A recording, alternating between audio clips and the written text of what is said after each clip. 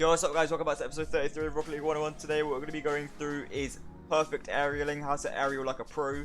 So I'm going to show you the two types of aerials and everyone can learn those, that's fine. Like, it's just good to know the two ways you aerial for things in two situations.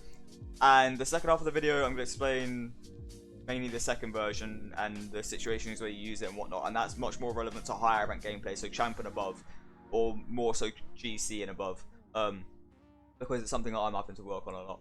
So it's good that I'm making a video on it, hopefully. So, but the first type, assuming my controller overlay is working, I'm sorry if it's not. Hold your left stick back, you hold boost the whole time, you do a full jump, not a tap jump, and yeah, so you make, as long as you're holding your stick before you do your jump, you're fine, right? And that's this. Now, that wasn't a good representation because I went back, I aimed really far back, right? Because I'm trying to show you that the point of the other one, where you reverse slightly as you start, is so that you don't go forwards nearly as much. No, that's still decent, right? So you can see I went. If you did this a lot of times, right, you'd realize the one where you don't tap reverse as you launch, you go for like that. On that one, you go forward much less. So it's really great for when, let's say, I'm in my goal, right, like this, and the ball is literally directly like pretty much touching the wall, but I'm in goal and I have to go for it. We want to do the reverse one. Don't do the reverse one. You're just gonna end up flying past the ball, right? And you're gonna do this. So that's just not useful, right?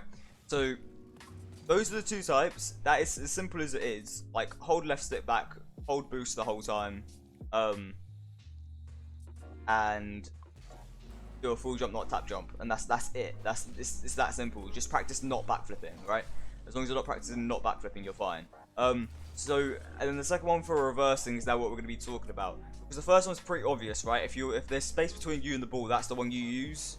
Just because, you know, if you want to get to that and then the ball's there, right, you fly towards it, then you're fine.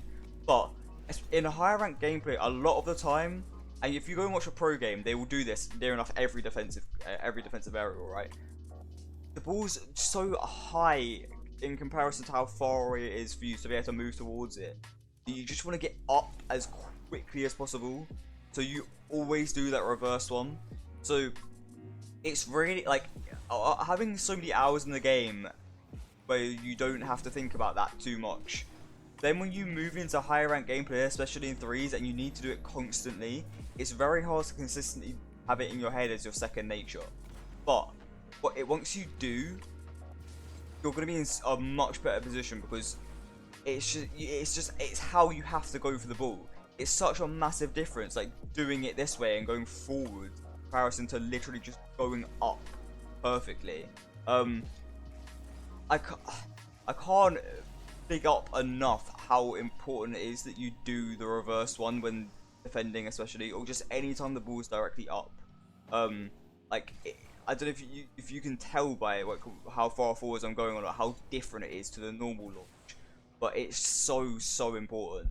And you know, I would definitely recommend going and watching any pro games, like the next pro tournament. I have no idea when it is, but go and watch it, and just see how often they do that reverse launch, because they do it all the time. And in higher rank gameplay, if you can't do it, especially in threes, you're going to concede a lot of goals because you can't do it. And it's something really simple, but you just got to get it into your head as your natural thing when defending, that you tap reverse when you launch the car.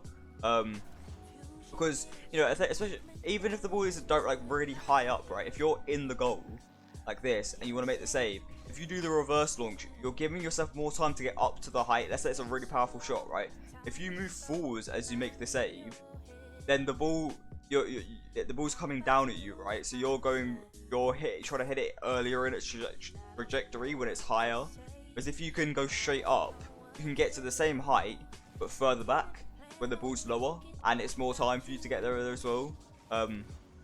So essentially, it's the easiest way I can say it is it's fucking massive in GC gameplay to be able to do this, like, and have it like consistently. That's your choice of aerial launch, right? And essentially, the best way I would suggest training this, to really get it into your head, is I have 3 really good training packs for it. So this one where it's redirects, there's the code on the screen. Just copy that in. Then we have high level shots. This one is great as well. I use all three of these when I load up the game. When I'm just like listening to some music, I'm warming up or whatever. I'll do all three of these ones. You score all the shots, right? And then the other, so wait, was it high level shots, fast areas and redirects, and double jump aerials. This one's the easiest one, so you can just focus on your launch the most, and you basically just score the shot. Essentially, I always make sure I score them without bouncing, simply because it's just harder, so it's better practice. Ignore the fact that I'm missing. I can't play when I'm talking on a video like this and looking at the camera and stuff like that. But essentially, just training packs and just focusing on getting your launch correct the whole time, because it's like it's like an aerial situation in a game, right? If you do this enough in training, you'll just naturally, without even thinking, like aerial properly, like you'll launch your car properly. I'm sort of just shut off my launch. I'm not focusing on the shot. Well, that's kind of a banger though to me. But essentially, just do those training packs. So you saw the codes on the screen, and if you keep doing them, you're gonna start aerialing much faster, right? And that's huge for beating your opponents to the ball, because if they can't beat you, win a ball clean, they just if you've ever had opponents where it feels like you just never get a chance to score, it just feels like they just don't do anything stupid, or like they're never too slow for you to outspeed them and get a goal on them, right? This is the aerial part of that. This is what they're doing that's causing this to happen in the air, because they're launching to perfection, so you can't do better than it. Like, this is how pros aerial in games, right? In RLCS, they would do this.